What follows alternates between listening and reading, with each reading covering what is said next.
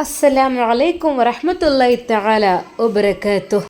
ഫസീല കാത്തിരിക്കുകയാണ് അവളുടെ കാമുകനെ. സമയം കണ്ടില്ലേ, ഞാൻ പറഞ്ഞ സമയത്തിൽ നിന്നും കുറച്ചധികം പിന്നിട്ട് പോയിട്ടുണ്ട്. വരില്ലായിരിക്കും അവൻ. വരില്ലെങ്കിൽ അവന് വേണ്ട പണി ഇന്ന് തന്നെ ഞാനങ്ങ് കൊടുത്തു കളയും. ആഹാ, ഫസീലയുടെ കയ്യിൽ നിന്ന് വഴുതി വീഴാൻ ആരൊക്കെ ശ്രമിച്ചാലും അത് നടക്കില്ല മോനെ. ഷാജി, നിനക്ക് അങ്ങനെ ഒരു ആഗ്രഹം ഉണ്ടെങ്കിൽ അത് നടക്കില്ല. അവൾ റൂമിൽ അങ്ങോട്ടും ഇങ്ങോട്ടും നടക്കുന്നു. നല്ലൊരു ലക്ഷറി ഫ്ലാറ്റിൽ ഒരു റൂമാണ് അവൾക്ക് സെറ്റാക്കി കൊടുത്തിട്ടുള്ളത് അവൾ അതിനുള്ളിൽ അങ്ങനെ വാഴുകയാണ്. പക്ഷേ വരുന്ന കാണുന്നില്ല. നൈസായിട്ട് അങ്ങ് ചതിച്ചു അവൻ. ആ ഷാജി, ഞാനങ്ങനെ വെറുതെ വിടാനാ? ഒരാളെ ഞാൻ വെറുതെ വിട്ടിട്ടില്ലല്ലോ. അത് ഇനി നവാസിന് അത് നല്ലൊരു ശിക്ഷ കൊടുക്കാനുണ്ട്. പിന്നെ അവനക്ക് ഒരു പെണ്ണിൻ്റെയും കൂടെ ജീവിക്കാൻ കഴിയാത്ത രീതിയിൽ. അതിനാണ് ഇനി എൻ്റെ പ്ലാനിങ്. അല്ലാതെ അതിനു മുമ്പായിട്ട് പിന്നെ ഈ ഷാജി എങ്ങാനും എന്നെ ഉപേക്ഷിച്ച് പോയിട്ടുണ്ടെങ്കിലേ അതിനുള്ളത് കൊടുക്കാനും എനിക്ക് നന്നായിട്ടറിയാം. അവൾ റൂമിൽ അങ്ങോട്ടും ഇങ്ങോട്ടും വെറുതെ നടന്നു. അയാൾ ഓടിക്കുതച്ചുകൊണ്ട് വരികയാണ്. ശരിക്കും ഫസീലയെ അയാൾക്ക് ഭയമായിരുന്നു. എന്തൊക്കെ തന്നെയാലും നവാസിനെ ഇപ്പോൾ ആ ഒരു ഭയത്തിൽ നിന്ന് അല്പം ആശ്വാസം ലഭിച്ചിട്ടുണ്ട്. കാരണം മറ്റൊന്നുമല്ല, വീട്ടിൽ നിന്ന് ഇറങ്ങുമ്പോൾ, ഗൾഫിൽ നിന്ന് റൂമിൽ നിന്ന് പുറത്തേക്ക് പോകുമ്പോൾ എങ്ങോട്ടെങ്കിലും തിരിഞ്ഞാൽ കൃത്യസമയത്തിന് അവിടെ എത്തിയിട്ടില്ലെങ്കിൽ അവളുടെ ആ ഒരു സ്വഭാവം അത് മാറുമായിരുന്നു. നവാസിനെ നിരന്തരം ശല്യം ചെയ്തുകൊണ്ടായിരുന്നു ഇരുന്നിരുന്നത്. അഥവാ അങ്ങനെ വൈകിക്കഴിഞ്ഞാൽ തന്നെ പിന്നെ ആ ഭാഗമേ അവൾ നോക്കില്ല. തൻ്റെ ഭർത്താവ് വരുന്നതും അയാൾക്ക് ഭക്ഷണം എടുത്തു കൊടുക്കണം, ഒരു കാര്യവും ശ്രദ്ധിക്കില്ല എന്ന് മാത്രമല്ല, മക്കളുടെ കാര്യം വരെ ഒന്നും അറിയാത്ത രീതിയിൽ അങ്ങ് കിടന്നുറങ്ങും. മക്കൾ കരഞ്ഞാലും മക്കൾ എന്തൊക്കെ ആവശ്യപ്പെട്ടാലും ഉമ്മച്ചി എണീക്ക്, ഉമ്മച്ചി എണീക്ക്, എനിക്ക് വിശക്കുന്നു. എടി, നിന്റെ ബാപ്പ എടുത്തു തരും, ഒന്നും മിണ്ടാതെ പോകോ അവിടുന്ന്. അങ്ങനെയായിരുന്നു മക്കളോ ശകാരിച്ചിരുന്നത്. ആ പെൺകുട്ടിയൊക്കെ അത് നല്ല രീതിയിൽ അനുഭവിച്ചതാണ്. പക്ഷേ ഇപ്പോൾ നവാസ് രക്ഷപ്പെട്ടിരിക്കുന്നു എന്ന് തന്നെ പറയാം. മറ്റത് അവൻ വന്നാൽ ഇവളുടെ മുഖം വീർത്തിരിക്കും. ഓരോ ക്വസ്റ്റ്യൻ ചോദിച്ചുകൊണ്ട് അവനെ അങ്ങ് ബുദ്ധിമുട്ടും. മക്കളെ ശ്രദ്ധിക്കില്ല. നവാസ് റൂമിലേക്ക് വന്നു കഴിഞ്ഞാൽ പിന്നെ മക്കളുടെ കാര്യങ്ങൾ മുഴുവനായി അവനെ അങ്ങ് ഏൽപ്പിക്കും. എന്നെ കൊണ്ട് കഴിയില്ല. നിങ്ങൾ വല്ലപ്പോഴൊക്കെ കയറി വരും, എവിടെ പോയി വരികയാണാവോ? എന്നിട്ട് വേണമെങ്കിൽ മക്കൾക്ക് നോയിക്കോളി, ഭക്ഷണം എടുത്തു കൊടുത്തോളി കരയാണെങ്കിൽ. ഫസില, എടി കുഞ്ഞ് കരയുന്നുണ്ട്, ഇവന് പാല് കൊടുക്ക്. പാല് എന്തൊക്കെ തന്നെ നിങ്ങളെ മക്കളല്ലേ, അത് മതി അത്രയൊക്കെ. അപ്പോൾ ഞാനിതുവരെ നോക്കിയില്ലേ, ഇനി നിങ്ങൾ നോക്കി. ഇനി എല്ലാ കാര്യങ്ങളും നോക്കണം. കുട്ടികളെ നോക്കിയിരിക്കും മടുത്തതാണ്, ഇനി കഴിയൂല. ഇതിങ്ങനെ കുട്ടികളെ നോക്കൽ തന്നെ എൻ്റെ ജോലി. നിങ്ങളിങ്ങനെ തോന്നുമ്പോഴോ എനിക്കവിടെ ഓഫീസിൽ തിരക്ക് കാണും, സൂപ്പർ മാർക്കറ്റിൽ അതിൻ്റെ കാര്യങ്ങളൊക്കെ നിയന്ത്രിക്കണം. അങ്ങനെ ഷോപ്പിൽ പോയതല്ല ഞാൻ, അല്ലാതെ ഞാൻ വെറുതെ ഇരിക്കാൻ പോയതല്ലോ. ഇനിയിപ്പോൾ നിങ്ങൾ മക്കളെ നോക്കിയിരുന്നോളി, മക്കൾക്ക് ഭക്ഷണമൊക്കെ എടുത്ത് കൊടുത്തോളി. ഞാൻ ഒന്നിനും എന്നെ കാക്കണ്ട കേട്ടോ, എനിക്ക് ഉറക്കം വന്നിട്ട് വയ്യ, ഞാനൊന്ന് ഉറങ്ങട്ടെ. അവളുടെ സ്ഥിരം പരിപാടി ഇതായിരുന്നു. സത്യം പറഞ്ഞാൽ നവാസ് ആകെ അങ്ങ് വിഷമിച്ചിരുന്നു. റബ്ബേ, എത്ര കാലം ഇത് ഇവളുടെ സ്വഭാവം പഠിച്ചവനെ ഒന്ന് നീ മാറ്റിക്കൊണ്ട് ഒരു ദിവസമെങ്കിലും സന്തോഷത്തോടു കൂടി എന്നെ വരവേൽക്കാൻ, ആ ഒരു പുഞ്ചിരിയോട് കൂടി അവളുടെ ആ മുഖം കാണാൻ എനിക്ക് കൊതിയാണ്. പക്ഷേ അവൾ എന്നും ദേഷ്യപ്പെട്ട്, സത്യം പറഞ്ഞാൽ അവളെ കാണുന്നത് തന്നെ ഭയം പോലെയാണ്. ഒരു ഭദ്രകാളിയെ പോലെ, ഒരു ഭയങ്കരമായിട്ട് ഒരു അട്ടഹാസം പോലെയുള്ള ഒരു സംസാരം, മക്കളെയൊക്കെ എടുത്ത് എറിയുന്ന രീതിയിൽ ദേഷ്യം പിടിച്ചാൽ അങ്ങനെയൊക്കെ. അതൊക്കെ ഏതായാലും കഴിഞ്ഞു പോയി. നവാസിൻ്റെ ജീവിതം അങ്ങനെയായിരുന്നു. ഇപ്പോൾ നവാസ് രക്ഷപ്പെട്ട പോലെയാണ്. എന്നാൽ ഇപ്പോൾ ഇതാ അവളുടെ പുതിയ ആളായ ഷാജി, അയാൾ ശരിക്കും പെട്ടിട്ടുണ്ട്. സ്വന്തം ഭാര്യയും മക്കളും ഉണ്ടായിക്കൊണ്ട് മറ്റൊരു പെണ്ണിനെ വെറുതെ ഒന്ന് നോക്കിയെന്ന് വേണമെങ്കിൽ പറയാം. പക്ഷേ ഇത്ര പെട്ടെന്ന് അവൾ നിന്ന് സെറ്റാവും, എൻ്റെ കൂടെ പോരും എന്ന് ഞാൻ ഒരിക്കലും വിചാരിച്ചതേ ഇല്ല. ഒരിക്കലും ഞാനതിന് കരുതിയിട്ടുമില്ല. വെറുതെ ഒരു ടൈം പാസ്, അത് എല്ലാ സ്ത്രീകളോടും ഉള്ള പോലെ തന്നെ. പക്ഷേ അതിനപ്പുറത്തേക്കായിട്ട് വേറൊന്നും. പക്ഷേ ഇതങ്ങ് തലയിൽ കുടുങ്ങിപ്പോയി എന്ന് തന്നെ പറയാം. അയാൾ ധൃതിയിൽ അതാ ഓടിക്കുതിച്ച് വരുന്നു. വാഹനമൊക്കെ ആക്സിഡൻ്റ് ആവും എന്ന് കരുതിപ്പോയി. കാരണം അത്രയ്ക്കും സ്പീഡിലായിരുന്നു വന്നിരുന്നത്. പലരുടെ അടുക്കളിൽ നിന്നും ചീത്ത കിട്ടി. എവിടെ നോക്കിയോടോ വണ്ടി ഓടിക്കുന്നത്, താൻ എന്താ കുടിച്ചിട്ടുണ്ടോ എന്നുള്ള രീതിയിൽ പലരും പലതും വിളിച്ചു പറയുന്നുണ്ട്. അതൊന്നും വകവെക്കാതെ അയാളതാ മുന്നോട്ട് കുതിച്ചു പോയി കൊണ്ടിരിക്കുകയാണ്. അല്പസമയത്തെ യാത്രയ്ക്ക് ശേഷം ഓടിക്കിതച്ച് അയാൾ ലിഫ്റ്റിൽ കയറി മുകളിലെത്തി. ഫസീല ഫസീല ഫസീല ഒന്നും മിണ്ടുന്നില്ല. ഇതിപ്പോൾ എന്തു പറ്റി? ഫസീല ഒന്നിനും മടിക്കാത്തതാണ്. ഫസീല വാതിൽ തുറക്ക്. ഫസീല വാതിൽ അകത്തേക്ക് ലോക്ക് ചെയ്തിട്ടുണ്ട്, പക്ഷെ തുറക്കുന്നില്ല. അയാൾ ആകെ ഭയപ്പെട്ടു. അയാളാകെ വിയർത്തൊലിക്കുന്നു. ഞാൻ ഇത്രയും എൻ്റെ കുഞ്ഞിൻ്റെ ബർത്ത്ഡേക്ക് വരെ നിൽക്കാതെ ഓടിക്കിതച്ച് ഇവിടെ എത്തിയിട്ട് അവൾ വാതിൽ തുറക്കുന്നു. ഫസീല തുറക്കടി. തുറക്കാനാ പറഞ്ഞു. വാതിൽ ചവിട്ടി വിളിക്കണോ? സെക്യൂരിറ്റിയെ വിളിക്കണോ ഞാൻ? തുറക്കടി. അവൾ അകത്തുണ്ടായിരുന്നു. കുശുമ്പ് പിടിച്ച് നിൽക്കുകയായിരുന്നു. അവൾ ഒന്നും മിണ്ടുന്നില്ല. മിണ്ടാതെ അതാ നിൽക്കുന്നു. ഫോണിലേക്ക് വിളിച്ചു നോക്കുന്നു. Switch off. എവിടെയാണ് ഇവള്? ഫസീല ഡി തുറക്കാനെന്ന് എന്നോട് പറഞ്ഞത്. നീ ഉറങ്ങുകയില്ല, എനിക്ക് നന്നായിട്ട് അറിയാം. എനിക്ക് നിന്നെ നന്നായിട്ട് അറിയാലോ. തുറക്ക്. അവൾ അവിടെ ഉറക്കം അഭിനയിച്ച് കിടക്കുകയാണ്. ഇനിയിപ്പോൾ എന്താ ചെയ്യുക? ഫസീല നീ തുറക്കുന്നില്ലെങ്കിൽ ഞാൻ സെക്യൂരിറ്റിയെ വിളിപ്പിക്കുകയാണ്. അവർക്ക് എന്തെങ്കിലും മാർഗങ്ങൾ ഉണ്ടാകും. വാതിൽ ചവിട്ടി പൊളിക്കാം. അത് തന്നെ ആയിരിക്കും നല്ലത്. ഒരു നിമിഷം അയാളുടെ മനസ്സിലും എന്തൊക്കെയോ തോന്നിപ്പോയി. കാരണം ഒന്നിനും മടിക്കാത്ത പെണ്ണാണ് ഫസീല എന്ന പെണ്ണ്. അവൾ ഒന്നിനെന്ന് വെച്ചാൽ ഒന്നിനും മടിക്കില്ല. എന്നെ കൊടുക്കാൻ വേണ്ടിയിട്ട് പല രീതി എന്തെങ്കിലുമൊക്കെ ചെയ്ത് കാട്ടിക്കൂട്ടും. ഞാനെങ്ങാനും വരില്ല എന്നതിലായിരിക്കും. ഫസീല നീ വാതിൽ തുറക്കുന്നുണ്ടോ ഇല്ലയോ? ചവിട്ടി പൊളിക്കാൻ ഞാൻ സെക്യൂരിറ്റിയെ വിളിക്കാൻ വേണ്ടി പോവുകയാണ്. അയാളതാ ധൃതിയിൽ അതാ ലിഫ്റ്റിൽ താഴേക്ക് ഇറങ്ങുവാൻ വേണ്ടി നിൽക്കുമ്പോഴേക്കും അപ്പോൾ വാതിൽ തുറന്നിട്ടുണ്ട്.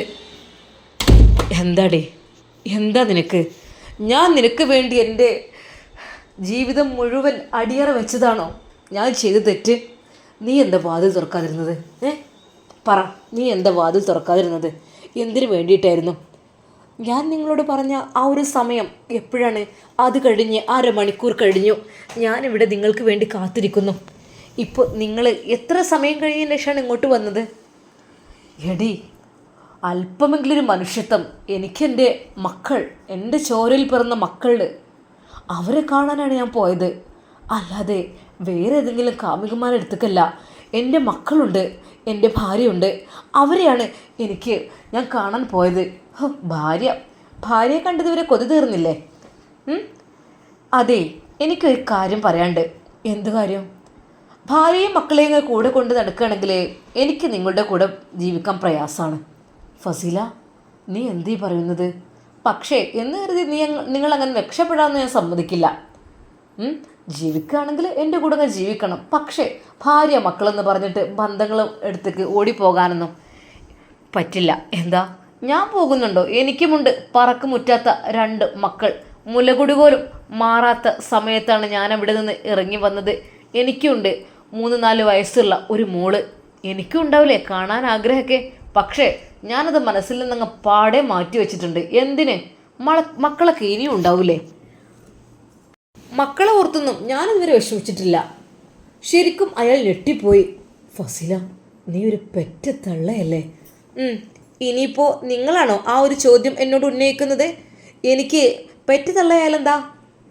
അവനെൻ്റെ ഹാപ്പിനെസ്, എൻജോയ്മെൻറ്റ്, അത് കഴിഞ്ഞിട്ട് യാതൊരു മക്കളും നോ. എനിക്ക് നോ പ്രോബ്ലം മക്കളുടെ കാര്യത്തിൽ ഒട്ടുമില്ല. കാരണം മക്കൾ വളരെയധികം സേഫ്റ്റി ആയിരിക്കും അവിടെ. അതെനിക്ക് നന്നായിട്ടറിയാം. മക്കളെ നോക്കാൻ അവിടെ എൻ്റെ അമ്മായിമ്മ തള്ളയുണ്ട്.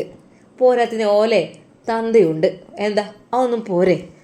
ശരിക്കും അവളുടെ വാക്ക് കേട്ട് അതാ ഷാജിക്ക് വെറുപ്പാണ് വന്നത്. ആദ്യമൊക്കെ അവൾ ഷാജിക്ക എന്ന് പറഞ്ഞ് എന്തൊരു സ്നേഹവും കൊഞ്ചലായിരുന്നു. ഇപ്പോൾ പലതും അതാ വിളിക്കുന്നു പേര് തന്നെ.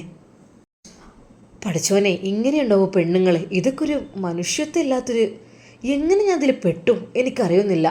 അതെ ഷാജി, ഞാൻ ഒരു കാര്യം പറയാം. നിങ്ങൾ ബർത്ത്ഡേ അല്ലെങ്കിൽ നിങ്ങളുടെ കുട്ടികളെ ഭാര്യ എന്ന് പറഞ്ഞ് ഇടയ്ക്കിടയ്ക്കൊരു പാച്ചിലുണ്ടല്ലോ, അത് നടക്കില്ല.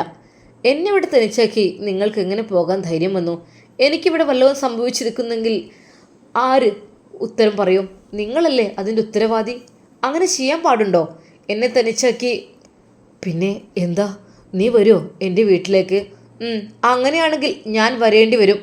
എന്താ, വരാലോ, എനിക്ക് വരാലോ. എൻ്റെ കൂടി ഭർത്താവാണ് നിങ്ങൾ. ഞാൻ എൻ്റെ ഭർത്താവിൻ്റെ വീട്ടിൽ പോകുന്നതിനെന്താ? ഹേയ്, അത് വേണ്ട. എൻ്റെ ഭാര്യ, ഓ എൻ്റെ ഭാര്യ, എപ്പോഴും അതേ പറയുള്ളൂ. ഞാൻ പിന്നെ ആരാ?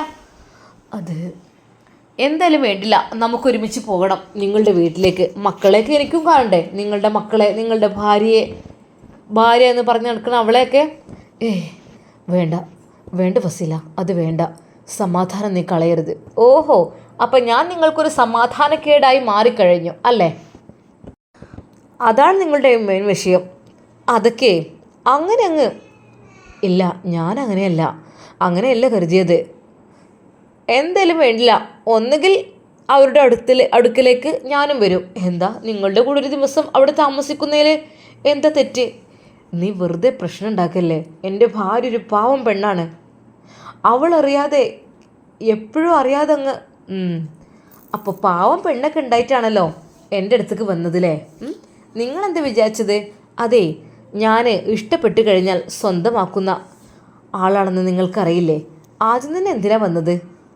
എൻ്റെ തൊലിവെളുപ്പ് കണ്ടിട്ടല്ലേ നിങ്ങൾ എൻ്റെ കൂടെ കൂടിയത്, അല്ലാതെ വേറെ ഒന്നിനും വേണ്ടിയിട്ടല്ലല്ലോ. പക്ഷേ എനിക്കറിയാം, എൻ്റെ അടുക്കൽ എത്തിപ്പെട്ടാൽ അത് എൻ്റെ സമ്മതത്തോടെ മാത്രമേ പോകാൻ പറ്റുള്ളൂ എന്നുള്ളത്.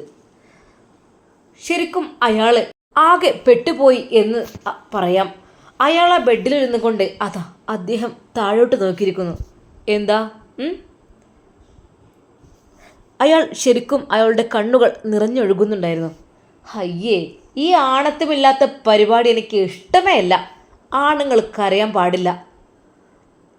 എന്താ? എനിക്ക് ഇഷ്ടമില്ലാത്ത പരിപാടിയാണ് കേട്ടോ. നിങ്ങൾ കരയുക, ഭാര്യയും മക്കളും ഓർത്ത് കരയായിരിക്കും അല്ലേ? അയാളൊന്നും മിണ്ടില്ല. പക്ഷേ നിങ്ങൾ അങ്ങനെ രക്ഷപ്പെടാനേ ഞാൻ സമ്മതിക്കൂല. നല്ലൊരു കേസ് തന്നിട്ട് ഞാൻ രക്ഷപ്പെടുത്തുള്ളൂ കേട്ടോ. വേണ്ടാത്തിന് നിൽക്കേണ്ട, നല്ല രീതിയിൽ നിൽക്കുകയാണെങ്കിൽ ഓക്കെ. ഫസീല, നിനക്ക് ആവശ്യമുള്ളതും അതിനപ്പുറവും ഞാൻ നിനക്ക് എപ്പോഴും അതിൻ്റെ കണക്ക് പറയേണ്ട ആവശ്യമില്ല നിങ്ങളോട് ഞാൻ പറഞ്ഞിട്ടുണ്ട്. മര്യാദക്ക് നിൽക്കുകയാണെങ്കിൽ മര്യാദക്ക് ഇവിടെ കൃത്യസമയത്ത് വരണം. ഓക്കെ, എനിക്കുള്ള ക്യാഷ് സാധനങ്ങൾ എത്തിക്കണം. അത് എനിക്ക് പറയാനുള്ളൂ. അല്ലാത്ത പക്ഷം നിങ്ങൾക്കറിയാലോ, കുടുംബക്കോട് എന്ന് പറഞ്ഞ സംഭവമുണ്ട്. അവിടേക്ക് അങ്ങോട്ട് ചെല്ലും ഞാൻ. അവിടെ പോയിട്ട് അങ്ങോട്ട് സെറ്റാക്കും. പിന്നെ നിങ്ങളെ വീടുണ്ടാവില്ല, ഒന്നും ഉണ്ടാവില്ല. പിന്നെ നിങ്ങളുടെ ഭാര്യയും മക്കളും പുറത്ത് കിടക്കേണ്ട അവസ്ഥയായിരിക്കും. എന്താ, അതിന് നിൽക്കണോ? അയാൾ ആകെ വിഷമിച്ചു. വീട്ടിൽ തൻ്റെ പ്രിയപ്പെട്ട ഭാര്യയും കുഞ്ഞു മക്കളും കരയുന്നു. ഞാനിങ്ങോട്ട് തിരിച്ചു പോരുമ്പോൾ പപ്പ എന്ന് പറഞ്ഞ് ആ പൊന്നുമോൾ എൻ്റെ പിന്നാലെ ഓടി വരുന്നത്. ഭാര്യ കുഞ്ഞിനെ പിടിച്ചു പറിച്ചിട്ടാണ് എടുത്തത്. അതെ, ഹൃദയം പറിച്ചെടുക്കുന്ന പോലെ. പക്ഷെ എൻ്റെ പാവപ്പെട്ട ഭാര്യയും മക്കളും അറിയില്ല ഞാൻ ഇവളുടെ അടുക്കലേക്കാണ് പോരുന്നതെന്ന്. അവർ പപ്പ ഡ്യൂട്ടിക്ക് പോകുക എന്നുള്ള രീതിയിലാണ് ആ മക്കൾ വിചാരിച്ചിരിക്കുന്നത്.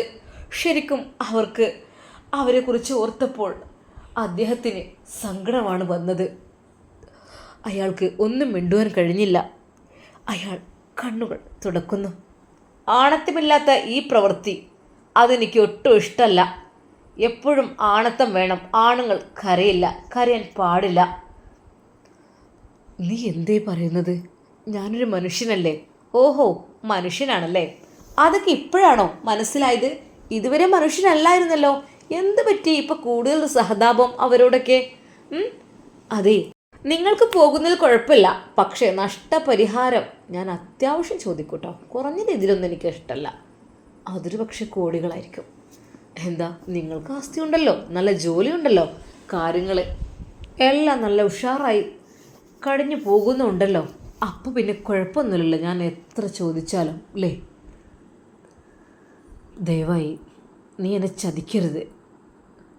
ഞാൻ നിങ്ങളുടെ വീട്ടിൽ ചെന്നിട്ട് നിങ്ങളുടെ ഭാര്യയുടെ മുഖത്ത് നോക്കി ഞാൻ പറയും, ഇതെൻ്റെ കൂടി ഭർത്താവാണ്, എനിക്ക് കൂടി അവകാശപ്പെട്ടതാണെന്ന്. ഫസീല, പ്ലീസ് ദയവായി ചതിക്കരുത്. നിനക്ക് എന്ത് വേണമെങ്കിലും ഞാൻ ചെയ്തു തരാം.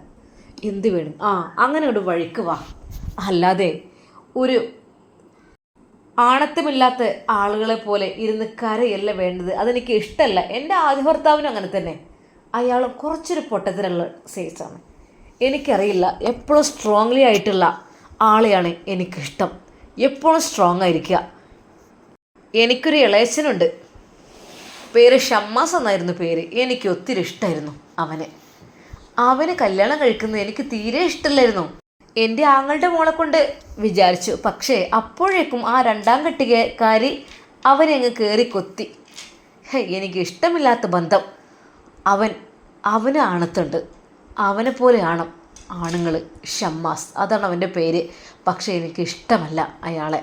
അവനെ എന്തെങ്കിലുമൊക്കെ ചെയ്യണമെന്ന് കരുതിയിരിക്കുകയാണ് ഞാൻ. അവനെ ഒരിക്കലും വെറുതെ വിടുക എനിക്ക് ഇഷ്ടമല്ല. അവന് ശരിയാണ്, നല്ല ആണത്തുള്ള ചുറുചുറുക്കുള്ള ആളൊക്കെ തന്നെയാണ്, നല്ല ധൈര്യവും തൻ്റെയോടുള്ള ഒരാൾ. പക്ഷേ ആ പെണ്ണിന് മുമ്പിൽ അവനും അങ്ങ് വീണു പോയിട്ടുണ്ട്. അതാണ് സംഭവം. എനിക്ക് കണ്ണെടുത്താൽ കണ്ടുകൂടാ. ഫസീല, നീ ആരെക്കുറിച്ചൊക്കെ നീ പറയുന്നത്? ഒരാണിൻ്റെ മുഖത്ത് നോക്കി നീ ആണത്തമില്ല എന്ന് പറഞ്ഞാൽ അതൊരാണിനും സഹിക്കുന്ന ഒന്നല്ല. ആണത്തം ഉണ്ടായിത്തന്നെ എനിക്ക് 2 മക്കളുണ്ട്. അല്ലാതെ വെറുതെ അങ്ങ് വായുവിൽ നിന്ന് കിട്ടിയതെന്നല്ല. പിന്നെ എൻ്റെ കയ്യിൻ്റെ ചൂടറിയുമ്പോൾ നിനക്ക് ആണത്തമുണ്ടോ ഇല്ലോ എന്നറിയാൻ കഴിയും. നീ കൂടുതലായിട്ട് എന്നെ ഇങ്ങനെ വേണ്ട വേണ്ട വേണ്ട, ദാ ഇപ്പം ഞാൻ വിളിച്ച് പറയും. നിങ്ങളുടെ ഭർത്താവ് മറ്റൊരു പെണ്ണുമായിട്ട് അവിടെ ഹോട്ടൽ റൂമിലാണ് താമസിക്കുന്നത് എന്നൊക്കെ, അറിയാതെ 2ാമത് വിവാഹം കഴിച്ചിട്ടുണ്ട് എന്നൊക്കെ. വെറുതെ അതിനെ നിന്ന് പ്രശ്നമാക്കണ്ട. അയാൾ പിന്നീട് ഒന്നും മിണ്ടിയില്ല. തൻ്റെ വിധിയോർത്ത് അയാൾ ആകെ കണ്ണ് നിറച്ചുപോയി. ഫസീലയുടെ അടുക്കൽപ്പെട്ട ഒരാൾക്കും ഒരു സമാധാനവുമില്ല. സത്യം പറഞ്ഞാൽ നവാസ് ഇപ്പോൾ ശരിക്കും രക്ഷപ്പെട്ട പോലെ തന്നെയാണ്. പാസ്പോർട്ട് ഓഫീസിൽ നിന്ന് അതാ സൗദ, അവർ 2 പേരും അതാ എല്ലാ രേഖകളും എല്ലാം കാണിച്ചു കൊടുത്ത് അത് എല്ലാം ക്ലിയർ ചെയ്ത് തിരിച്ചു പോരുകയാണ്. മോളെ സൗദ, ഫുഡ് എന്ത് വേണ്ടത്? എന്തെങ്കിലും സിമ്പിളായിട്ട് മതി. ഇപ്പോൾ സമയം 2 മണി 2:30 ആയില്ലേ? ഇനിയിപ്പോൾ ഒന്നും വേണ്ട കാര്യമായിട്ട്. അതെന്തൊക്കെ തന്നെയായാലും അതിനുള്ളിൽ കയറിയാൽ കുറച്ച് ടൈമായിരിക്കും അല്ലേ?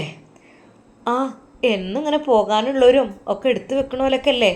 പിന്നെ പാസ്പോർട്ട് എന്നൊക്കെ പറയുമ്പോൾ എല്ലാവർക്കും കുറച്ച് കാര്യം ശരിക്കും കറക്റ്റായിട്ട് നോക്കേണ്ടി വരുമല്ലോ. ഒരുപാട് ചെക്കിംഗ് ഒക്കെ ഉണ്ടല്ലേ. ബി സെക്ഷന്, സി സെക്ഷൻ എന്നൊക്കെ പറഞ്ഞിട്ട് അങ്ങനെയൊക്കെ. ആദ്യം കാണുമ്പോൾ സത്യം പറഞ്ഞാൽ കണ്ടപ്പോൾ എനിക്ക് ആകെ ഒരു ബേജാറ് തോന്നി. പഠിച്ചോനെ ഇതെന്തായിരിക്കും എന്നൊക്കെ. പക്ഷെ പിന്നീട് അങ്ങോട്ട് ശീലമായിട്ടോ. പിന്നെ പെട്ടെന്ന് അങ്ങോട്ട് കഴിഞ്ഞു. സത്യം പറഞ്ഞാൽ എന്തൊക്കെയോ ഒരു ടെൻഷനാണ്. അവർ ഫോട്ടോ എടുക്കാനൊക്കെ വേണ്ടിയിട്ട് അവിടെ ഇരുത്തുമ്പോൾ ആകെപ്പാടൊരു എന്തൊക്കെയോ. എന്താ പെണ്ണ് അതൊക്കെ പേടിക്കാൻ. ഇനി ധൈര്യമായോ? ഇനിയിപ്പോൾ ഇൻഷാ അല്ലാ നമുക്കൊരു കുഞ്ഞുണ്ടായി എന്ന് വിചാരിച്ചോ. അപ്പോൾ നിനക്കൊറ്റയ്ക്ക് പോകാൻ ധൈര്യമുണ്ടോ? അല്ല, ധൈര്യത്തിന് കുഴപ്പമൊന്നുമില്ല. അവിടുത്തെ സെക്യൂരിറ്റികളൊക്കെ നല്ല സ്നേഹമുള്ള നല്ല ദയയുള്ളവരാണ്. എന്ത് ഡൗട്ട്സ് ചോദിക്കുകയാണെങ്കിലും അവർ പറഞ്ഞു തരുന്നുണ്ടല്ലോ. പേടിക്കാനൊന്നുമില്ല. അപ്പോൾ ഇൻഷാ അല്ലാ നമുക്ക് നമ്മളെ അടുത്ത കുഞ്ഞുണ്ടായിട്ട് നമുക്ക് നോക്കാട്ടോ ഇൻഷാ അല്ലാ. അവൾ നാണിച്ച് തല താഴ്ത്തി. എന്താ പെണ്ണ് നാണം? അതെ പിന്നെ അത് എന്താ പറ. അത് നമ്മൾ മക്കളെ ചെറിയ മോൻ കുറച്ചും കൂടി. എന്താ പെണ്ണെ നിനക്ക് പേടിയുണ്ടോ? പേടിയായിട്ടില്ലേക്കാ. ഇപ്പോൾ നിനക്ക് കുഞ്ഞിനില്ലായിട്ട് വല്ലാത്തൊരു പൊറുതിയേട്. അത് ഉമ്മ കൊണ്ടുപോയില്ലേ മക്കളെ? പിന്നെന്താ? അല്ലേ, എപ്പോഴും ഉമ്മാക്കൊന്നും അങ്ങനെ കഴിയൂല. പിന്നെ നുസിന്ന് വെച്ചാൽ അവളും പ്രഗ്നൻ്റാണ്. പിന്നെ അവളെ പഠനം കാര്യം കുഞ്ഞിനെ നോക്കലും അതെ നുസിൻ്റെ പ്രഗ്നൻസി അത് ഡെലിവറി ഒക്കെ കഴിഞ്ഞതിന് ശേഷം അവളിഞ്ഞ് പഠിക്കാനൊക്കെ പോകുമ്പോഴും കുഞ്ഞിനെ നമുക്ക് നോക്കാമല്ലോ. അപ്പോൾ നമുക്കിപ്പോൾ തന്നെ കുഞ്ഞുങ്ങളുണ്ടാകുമ്പോഴേ എനിക്ക് തോന്നുകയാണ് അതൊന്നും പ്രയാസമായിരിക്കുമോ എന്നൊക്കെ.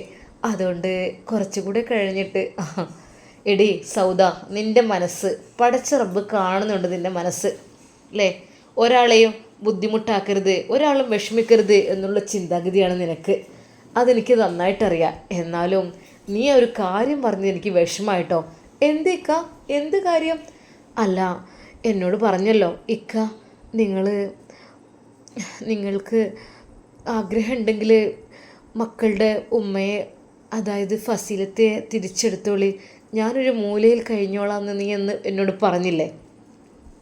എൻ്റെ സൗദ, എൻ്റെ നെഞ്ചത് വല്ലാതെ അങ്ങ് കൊണ്ടുട്ടോ. സത്യം പറഞ്ഞാൽ ഏതൊരു പെണ്ണുങ്ങളും ആഗ്രഹിക്കുക അവരുടെ ആദ്യ ഭാര്യയെ എല്ലാവർക്കും ദേഷ്യമായിരിക്കും. അതുപോലെ ആദ്യത്തോൾക്ക് രണ്ടാമത്തോൾക്കും ദേഷ്യമായിരിക്കും. രണ്ട് ഭാര്യമാരെ ഒരിക്കലും നല്ല രീതിയിൽ സൗഹാർദ്ദത്തിൽ കഴിയുകയില്ല. വളരെ ചുരുക്കത്തിൽ മാത്രം ഉണ്ടെങ്കിൽ മാത്രം എന്തൊക്കെ തന്നെയാലും മനസ്സിനുള്ളിൽ ആ ഒരു വേദന ഉണ്ടാകും. എൻ്റെ സൗദ, എൻ്റെ ജീവിതത്തിൽ ഞാൻ ഒരിക്കലും വിചാരിച്ചിട്ടില്ലടേ ഇങ്ങനെയൊന്നും എനിക്കൊരു രണ്ടാം ഭാര്യ ഉണ്ടാകുമെന്നോ എനിക്ക് രണ്ടാം വിവാഹം ഉണ്ടാകുമെന്നോ അതൊന്നും ഞാൻ ഒരിക്കലും ചിന്തിച്ചിട്ട് പോലുമില്ല. കാരണം എനിക്ക് അത് താല്പര്യമില്ലാത്ത കേസായിരുന്നു. കാരണം ഒരിക്കലും അങ്ങനെ ചെയ്യില്ല. പക്ഷേ എൻ്റെ ഭാര്യയെ അത്രക്കും ബുദ്ധിമുട്ടാക്കി അവൾ തന്നെ പോയത് പിന്നെ ഒരുപാട് വെയിറ്റ് ചെയ്തു. അതുകൊണ്ട് മാത്രമാണ് ഞാൻ ഇങ്ങനെയൊരു ഇതിനു വേണ്ടി പിന്നെ ഉമ്മ പറയുന്നുണ്ട് ഡൈവേഴ്സിൻ്റെ കാര്യത്തിനെ കുറിച്ച് അത് പെട്ടെന്ന് ചെയ്യണം എന്നൊക്കെയാണ് പറയുന്നത്. ഇക്ക, എന്താ സൗദ, ഒന്നുകൂടി ആലോചിച്ചിട്ട് എന്താ നീ എന്താ അങ്ങനെ പറയുന്നത്? ഇക്ക, എന്തൊക്കെ തന്നെയാലും മക്കളുടെ ഉമ്മ അവർ തന്നെയല്ലേ, അവരെത്ര വിഷമിക്കുന്നുണ്ടാവും, അവരെത്ര വേദനിക്കുന്നുണ്ടാവും. അപ്പോൾ എപ്പോഴെങ്കിലൊക്കെ സൗദ, നീ എന്താ പെണ്ണെ ഇങ്ങനെ, നിനക്ക് എങ്ങനെ ഇത് പറയാൻ കഴിയുന്നു? നിനക്ക് എല്ലാവരും ഒരു പെണ്ണും പറയാത്തതാണല്ലോ ഇതൊക്കെ. എന്താ ഞാൻ ഇനിയും ഫസീലയുടെ കൂടെ ജീവിക്കണം എന്നാണ് നീ പറയുന്നത്? ഇക്ക, അങ്ങനെയല്ല, മക്കളെന്തായാലും നിങ്ങളുടെ രണ്ടാളുടെ പേരുതും അല്ലേ. അപ്പോൾ അവർക്ക് ആ ഒരു വിഷമം വേദനയൊക്കെ ഇല്ലാതിരിക്കാൻ, നല്ല ഹാപ്പി ആയിരിക്കാൻ നിങ്ങൾ രണ്ടുപേരും കൂടി ഒന്നും കൂടി ഒരുമിച്ചാൽ, ഞാൻ പറഞ്ഞിട്ടുണ്ട് എപ്പോഴും എനിക്കിഷ്ടം ഒരിക്കലും എനിക്ക് നിങ്ങളുടെ എൻ്റേത് മാത്രമാണെന്ന് നിങ്ങൾ ഞാൻ ആഗ്രഹിക്കുന്നില്ലക്ക. മനസ്സിനുള്ളുണ്ട്, പക്ഷേ അതെനിക്കൊരിക്കലും അവകാശപ്പെടാൻ പറ്റില്ലാത്തതാണ്. കാരണം എന്തൊക്കെ തന്നെയായാലും മക്കളുണ്ട്, വേറെ ഭാര്യയുണ്ട്. അപ്പോൾ ഞാനതൊരിക്കലും മുഴുവനായിട്ട് അവകാശപ്പെടാൻ എനിക്ക് അർഹതയില്ല. ആര് പറഞ്ഞു? നീ എൻ്റേത് മാത്രമാണ്, ഞാൻ നിൻ്റേത് മാത്രമാണ്. എന്താ പോരെ? നവാസ് അതാ പറയുന്നു. അവളുടെ കണ്ണീരിനിടയിൽ ചെറിയൊരു പുഞ്ചിരി നവാസ് ശ്രദ്ധിക്കുന്നു. അത് എന്താ പെണ്ണെ നീ ഇങ്ങനെ? നീ എന്നെ ആർക്കെങ്കിലും ഏതെങ്കിലും പെണ്ണുങ്ങൾ വന്നാൽ വിട്ടുകൊടുക്കുമോ? നിനക്ക് തോന്നുന്നുണ്ടോ അങ്ങനെ?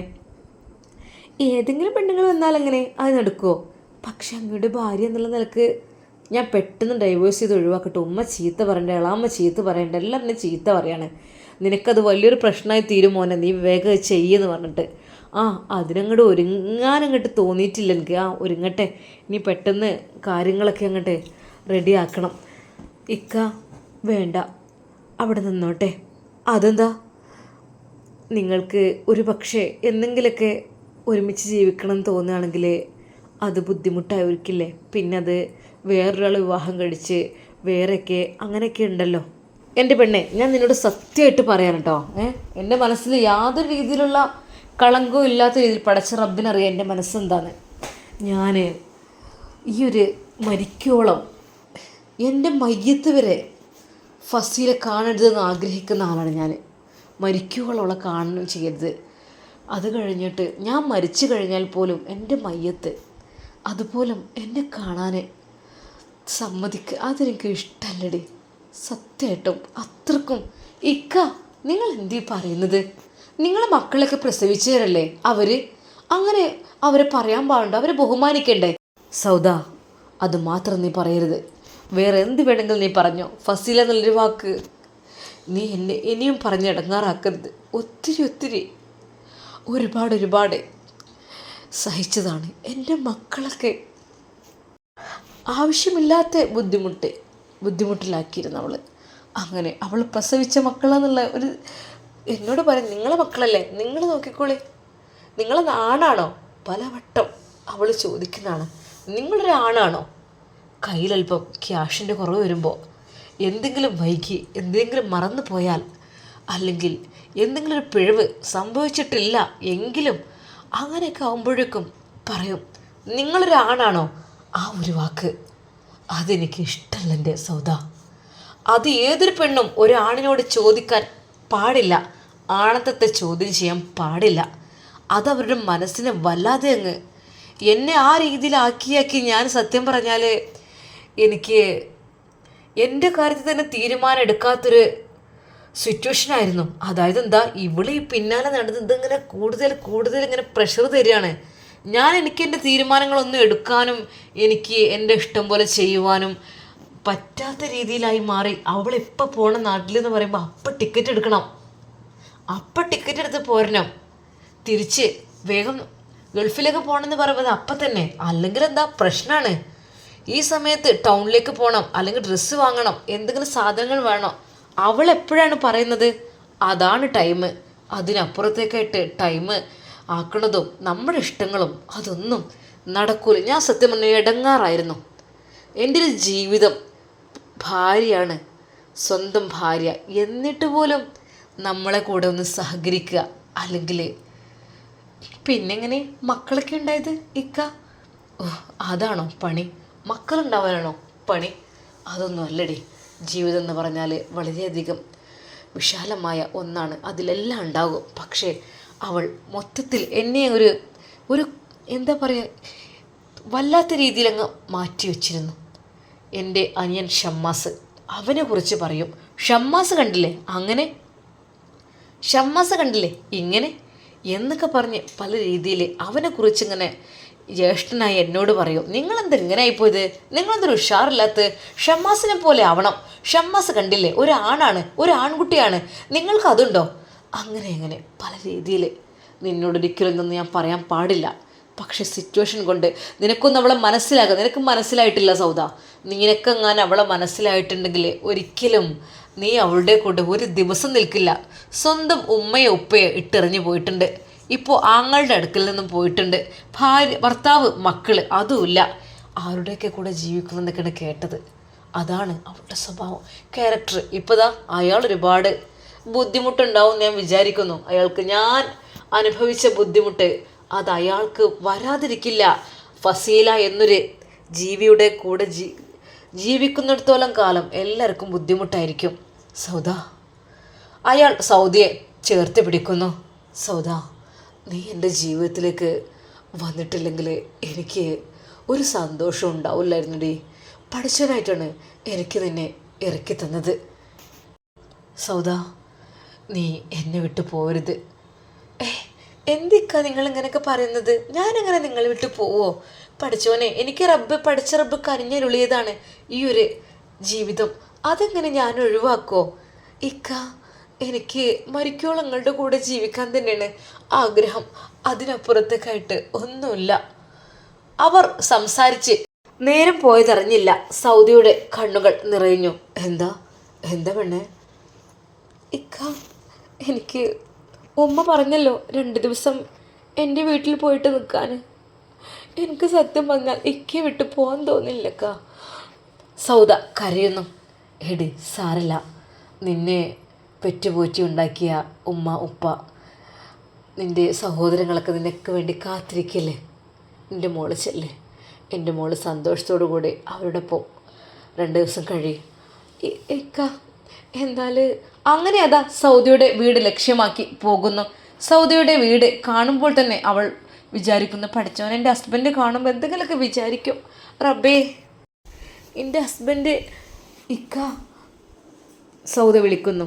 ഇക്ക, നിങ്ങൾ ഈ വലിയ കൊട്ടാരം പോലത്തെ വീട്ടിൽ നിന്നൊക്കെ നമ്മളെ കൊച്ചുകുടിലേക്ക് വരുമ്പോൾ നിങ്ങൾക്കൊരു ഇടങ്ങാറുണ്ടാവില്ലേ? എൻ്റെ പെണ്ണെ, നീ ഒന്ന് മിണ്ടാതിരിക്കുമോ? മിണ്ടാതിരിക്കുമോ? അല്പസമയത്തെ യാത്രയ്ക്ക് ശേഷം അതാ സൗദിയുടെ വീടെത്തുന്നു. മരുമകൻ അവിടെ ഇറങ്ങുന്നു.